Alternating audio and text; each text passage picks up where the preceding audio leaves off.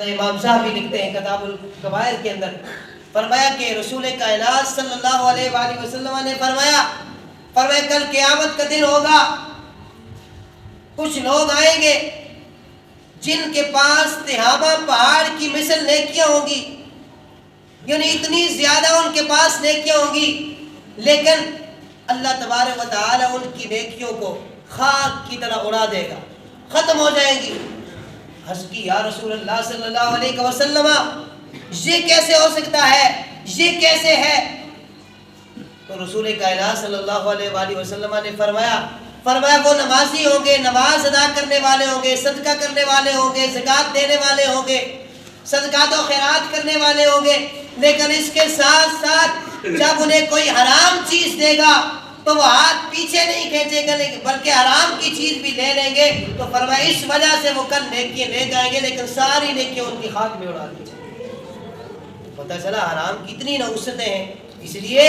ہمیں اس چیز کا خیال رکھنا چاہیے کہ آیا میں جو مال لے کے آ رہا ہوں یہ کہاں سے آ رہا ہے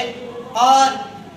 کیسے میں نے اس کو کمایا ہے۔ اس چیز کی بہت ضرورت ہے۔ جو رزق حلال کماتا ہے برکتیں ہی برکتیں، فضیلتیں ہی فضیلتیں، اور جو حرام کماتا ہے اس کے لیے نحوستیں ہی نحوستیں۔ گھر میں بھی جھگڑے، لڑائیاں، پریشانیاں، بیماریاں، یہ سب اسی کی وجہ سے ہوتی ہے کہ جب بندہ حلال اور حرام کے اندر تمیز نہیں کرتا۔ اللہ اکبر۔ حدیث پاک کا مفہوم ہے، فرمایا نبی رحمت صلی اللہ علیہ وآلہ وسلم نے فرمایا ایک ایسا زمانہ آئے گا، آج وہی زمانہ چل رہا ہے، فرمایا ایک ایسا زمانہ آئے گا آدمی کی علاقت اس کی بیوی، اس کا ماں، باپ، اولاد بنے گی،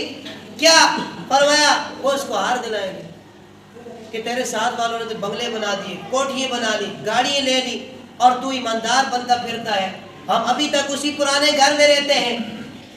اور جب وہ اس کو ہار دلائیں گے تو فرمایا پھر وہ ایسی جگہ پہ جائے گا، وہ ایسی جگہ پہ جائے گا جہاں رسول اللہ نے، اللہ اور اس کے رسول نے منع کیا ہے، تو فرمایا وہ ہلاکت کی طرف چلا جائے گا، وہ پھر نہیں دیکھے گا کہاں سے آ رہا ہے۔